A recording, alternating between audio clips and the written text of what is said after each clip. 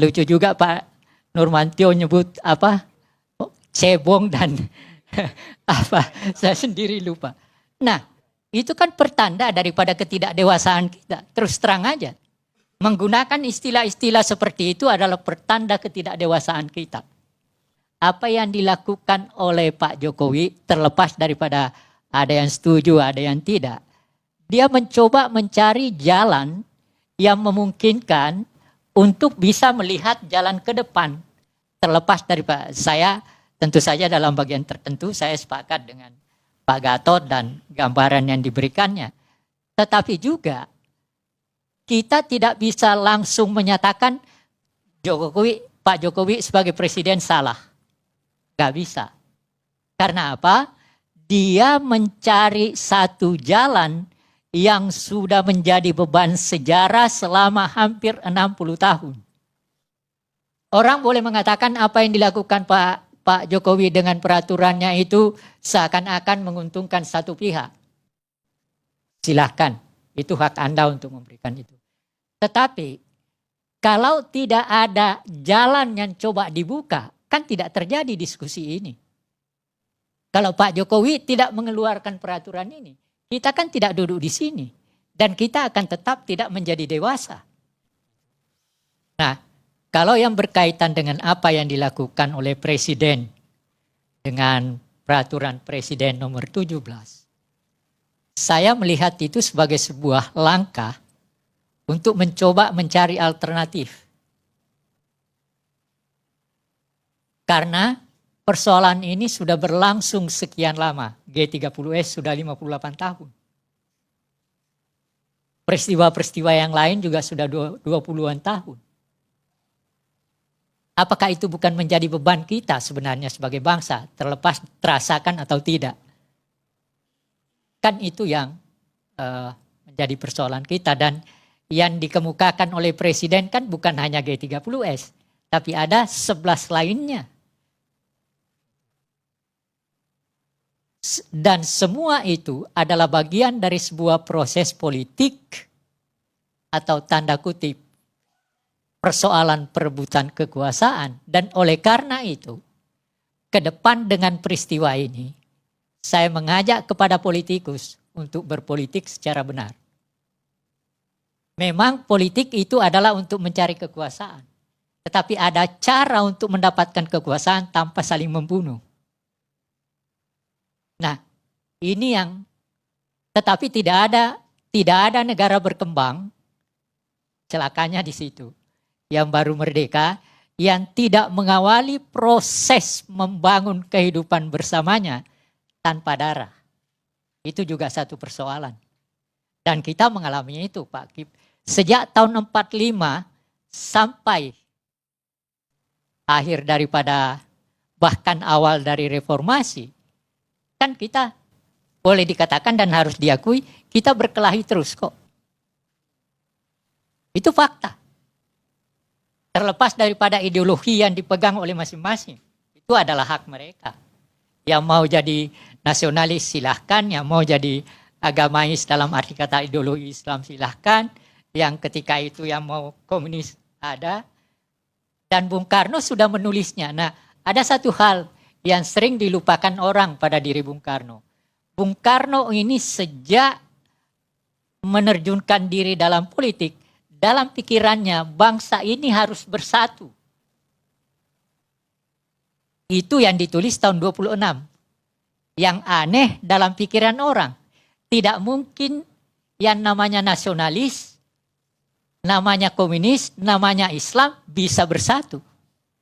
Tapi dalam pikiran Bung Karno tahun 26, yang memang menghendaki agar supaya dalam proses membangun Indonesia yang merdeka hanya mungkin dilakukan dengan persatuan. Tapi dia sadar juga, tidak mungkin Islam dan komunis bisa bersatu. Itu ditulis. Tapi dia bilang, marilah kita melupakan itu dan masing-masing bisa membuang yang berbeda. Itu jelas dikatakan dalam hal itu. Nah, tetapi di sini persoalan besar yang dihadapi ketika itu, ketika Bung Karno, karena seperti dikatakan oleh Pak Nurmantio, Nurmantio tadi, Bung Karno itu sebenarnya sebagai kepala pemerintahan hanya 6 tahun. Dari tahun 60 sampai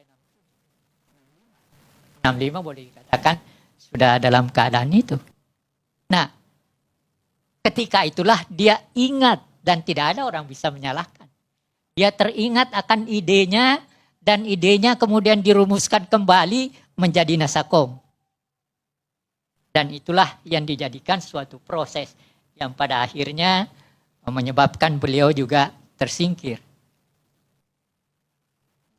Tetapi bagi saya, ini semua adalah pelajaran yang baik dalam pengertian berjalan ke depan.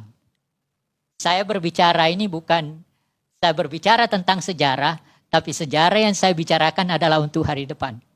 Bukan untuk sejarah itu sendiri. Tidak ada gunanya belajar sejarah kalau sekedar sejarah itu sendiri. Tetapi di kekinian saya bicara tentang sejarah untuk berjalan bersama ke depan.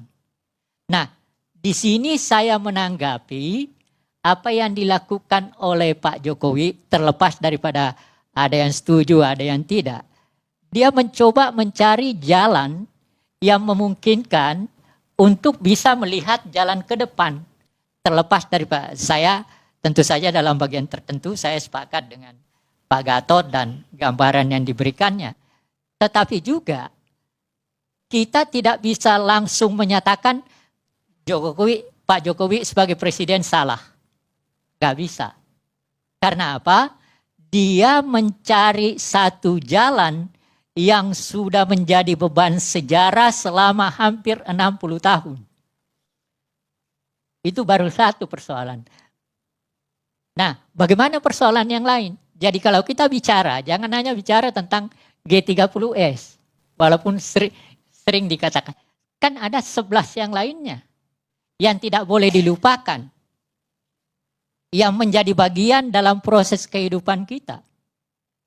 Dan siapakah yang melakukan itu? Pertanyaannya kan itu. Siapa yang melakukan itu? Sederhana jawab saya. Para politikus yang memegang kekuasaan ketika itu. Oleh karena itu, menjadi politikus itu bukan sesuatu yang mudah.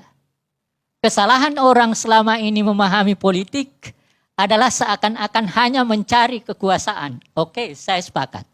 Tetapi harus diingat, tujuan utama daripada kekuasaan adalah memperbaiki kehidupan bersama. Ini yang sering dilupakan orang, sehingga orang berebut tadi, lucu juga Pak Nurmantio nyebut cebong dan saya sendiri lupa. Nah, itu kan pertanda daripada ketidakdewasaan kita. Terus terang aja. Menggunakan istilah-istilah seperti itu adalah pertanda ketidakdewasaan kita. Kalau mau jujur pada diri kita. Nah, saya sebagai seorang warga negara yang kebetulan pelajar sejarah, melihat ini semua persoalan adalah bagian dari proses persoalan kita ke depan untuk menjadi lebih dewasa. Untuk menjadi agar supaya negara ini betul-betul menggunakan dasar negaranya yang namanya Pancasila sebagai sesuatu pegangan dalam proses bermain politik. Kalau saya mau jujur Pak Masinton, selama ini saya melihat bahwa Pancasila hanya sekedar di mulut dalam bermainan politik. Dan itu adalah faktor yang menyebabkan kita rusak. Kalau kita mau jujur. Kan itu. Orang bicara berbusa-busa bicara tentang Pancasila. Tetapi apa yang terjadi? Tidak juga ada yang terlihat. Korupsinya berjalan juga. Saling maki berjalan juga. Kalau bermain atas dasar politikus yang berpancasila, maka rumusan daripada Pancasila itu harus dimaknai sebagai sesuatu permainan politik yang penuh dengan keberadaban, dengan nilai budaya yang tinggi. Andai kata permainan politik selama kita merdeka ini berjalan seperti itu, nggak terjadi kok hal ini. Tetapi saya mengerti juga bahwa terus terang aja, sebagai negara bekas jajahan, kita mencari pola-pola, cara-cara untuk mengatur kehidupan bersama kita. Itu yang belum kita temukan sebenarnya. Sehingga terjadilah apa yang terjadi hari ini, bahkan kita masih sering saling maki, presiden mengeluarkan ini, kita nganggap semua salah. Kalau begitu, kapan kita selesai? Jadi, orang boleh mengatakan apa yang dilakukan Pak Jokowi dengan peraturannya itu seakan-akan menguntungkan satu pihak. Silahkan, itu hak Anda untuk memberikan itu. Tetapi, kalau tidak ada jalan yang coba dibuka, kan tidak terjadi diskusi ini. Kalau Pak Jokowi tidak mengeluarkan peraturan ini, kita kan tidak duduk di sini. Dan kita akan tetap tidak menjadi dewasa. Kita akan selalu saling tuduh di antara satu dengan yang lain. Tetapi dengan adanya itu, maka sekarang kita duduk dan besok saya harap agar supaya masyarakat lebih terbuka lagi menerima kenyataan itu dengan satu catatan. Pak Masinton, tolong sampaikan kepada para politikus, bermain politiklah dengan peradaban yang tinggi. Terima kasih. Terima kasih.